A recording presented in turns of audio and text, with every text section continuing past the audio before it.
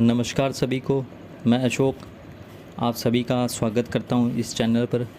दोस्तों, आपके कमेंट्स इस चैनल पर आते रहते हैं। सब कमेंट्स का जवाब देना तो संभव नहीं हो पाता। एक कमेंट अभी थोड़ा लेटेस्ट है जिसका जवाब मैं देना चाहूँगा। मित्र ने पूछा है कि इस चैनल पर जो एक ध्यान पर दिया गया एक वीडियो था उस पर कमेंट किया है कि विचारों को देखना भी एक विधि है। यानी ये पूछ रहे हैं कि जब जय कृष्णमूर्ति कहते हैं कि विचारों को देखो, तब वह कोई विधि या कोई मार्ग बता रहे होते हैं। क्या जय कृष्णमूर्ति कोई विधि बता रहे थे? क्या जब वे कहते हैं कि मात्र सचक रहो, मात्र देखो, तो क्या वे कोई विधि, किसी मार्ग को बताते हैं?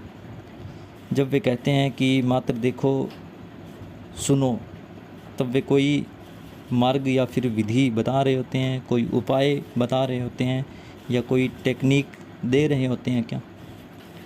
मैं कहता हूँ नहीं, वे कोई मार्ग, कोई उपाय नहीं बता रहे होते। इसको मैं एक उदाहरण से आपको बताता हूँ कि आप तैरना सीखने के लिए जाते हैं, आप किसी एक ट्रेनर के पास जाते हैं, आप स्विमिंग सीखना चाहते हैं, तो वो मास्टर, वो ट्रेनर आपको इसके लिए कोई टेक्निक देगा, कुछ टेक्निक्स बताएगा।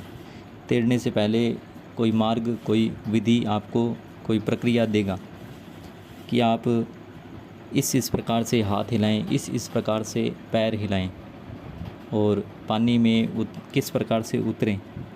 ये सारी टेक्निक्स आपको बताएगा। वो आपकी सेफ्टी के लिए आपको एयर का एक जो टायर होता है वो भी देगा और अन्य उपकरण जो आपको डूबने से बचा सकते हैं वो उपकरण देगा।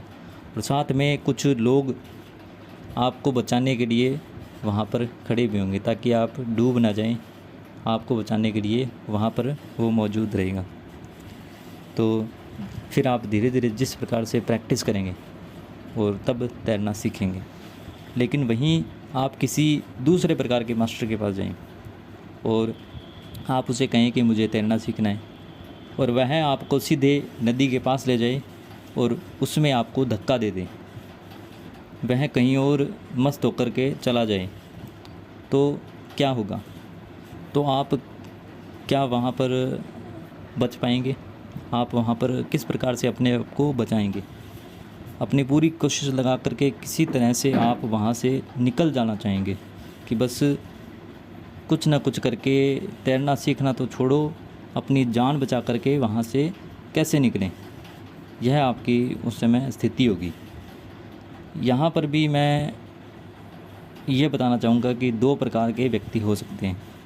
एक वह व्यक्ति जो बस अपने मनोरंजन के लिए तैरना सीखने के लिए आ गए हैं, तो वह तो किसी प्रकार से अपनी जान बचा लेगा और निकल कर के चला जाएगा। और वहीं एक दूसरे प्रकार का व्यक्ति होता है जो वास्तव में तैरना चाहते हैं, सीखना चाहते हैं। वह किसी भी प्रकार की मुसीबत झेलने को तैयार होता है, वह अपनी जान भी दांव पर लगाने को तैयार है। वह पूरी कोशिश करता है, बार बार नदी में कूदता है और बिना किसी सेफ्टी के, बिना किसी आगे की या पीछे की चिंता किए हुए बस पूरी अपनी जान लगा देता है तैरना सीखने के लिए, तो वह सीख भी जाएगा। तो यहाँ कृष्णमूर्ति यही कर रहे हैं। वे सीधे नदी में कूदने के लिए कहते हैं, नदी में तैरने की कोई तकनीक नहीं देते हैं। कृष्णमूर्ति सीधे क्रांति की बात कर रहे हैं। तभी तो कृष्णमूर्ति बार बार कहते हैं कि क्रांति इसी समय संभव है। बुद्ध जब अपने समय में हुए तब उन्होंने श्रोताओं को, लोगों को कहा कि सर्वम दुक्खम दुक्खम, और इसे दूर करने के लिए उन्होंने उपाय बताए, तकनीक बताई, मार्ग बताए। उन्होंने अष्टांगिक जो उनका मार्ग है वो दिया और 12 निदान, 12 निदान उपाय भी बताए। वह कुछ और समय था, उस समय लोगों के ज़रूरतें कुछ और थी, उन्हें उपायों की ज़रूरत थी। तब बुद्ध ने जैसा लोगों को समझा, जैसा उस समय की स्थिति को समझा और उस समय की स्थिति को जाना, उसी प्रकार से उन्होंने उन्हें उपाय बताए। बुद्ध एक कहानी कहते हैं इसके बारे में कि एक घर के अंदर आग लगी है और उसमें कुछ बच्चे खेल रहे हैं।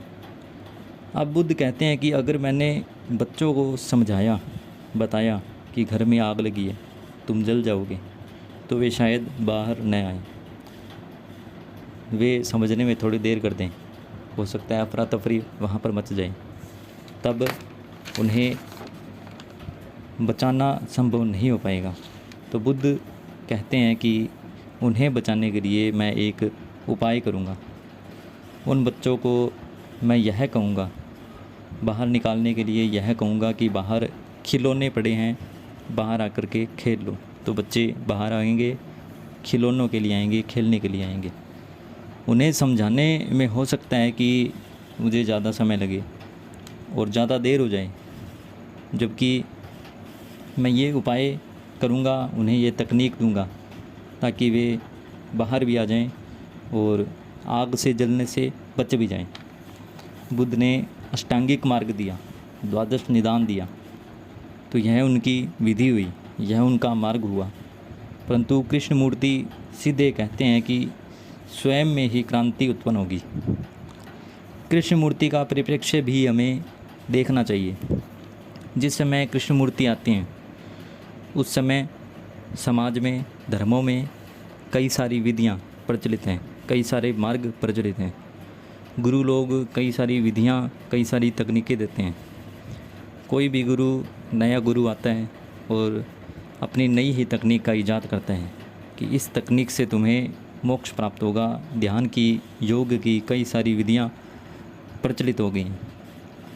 इन विधियों ने व्यक्ति को स्वतंत्र नहीं किया है, व्यक्ति के मन को स्वतंत्र नहीं किया है, बल्कि एक बॉन्डेज में डाल दिया है, एक बंधन में डाल दिया है और ज़्यादा संस्कारबद्ध कर दिया है। तभी कृष्णमूर्ति ने कहा कि first step is the last step. सब ग्रंथों से, विधियों से, सब मार्गों से, सब तकनीकों से मुक्ति, सब से मुक्त हो जाओ, ज्ञात से मुक्ति, और स्वयं में ही क्रांति उत्पन्न होने दो, स्वयं ही क्रांति घटित होगी। उन्होंने कोई विधि नहीं दी, कोई मार्ग नहीं बताया, बल्कि कहा कि आप स्वयं अपने भीतर झांको, स्वयं खोजो, अन्वेषण करो, विचारों को देखो। अपने संपूर्ण दिन में जो भी आप करते हो उन सब को गहराई से देखो। वे कहते हैं कि स्वयं को सुनो और देखो और उससे सीखो। वापस कहता हूँ, सुनो, देखो और सीखो, तब ही क्रांति घटित होगी। और यह बहुत मुश्किल काम है, यह कोई आसान काम नहीं है। आपको हर रोज़ इसको करना होगा, हर रोज़ गहरे अवधान में उतरना होगा, तभी क्रांति घटित होगी। धन्यवाद। इस वीडियो में इतना ही। आशा करता हूँ कि यह वीडियो आपको सहायता करेगा, आपकी जिज्ञासाओं को हल करेगा। अगर आपको ये वीडियो पसंद आया है तो इसे लाइक करें, शेयर करें और कमेंट करें, और हमारे चैनल को ज़्यादा से ज़्यादा सब्सक्राइब कराएं। धन्यवाद।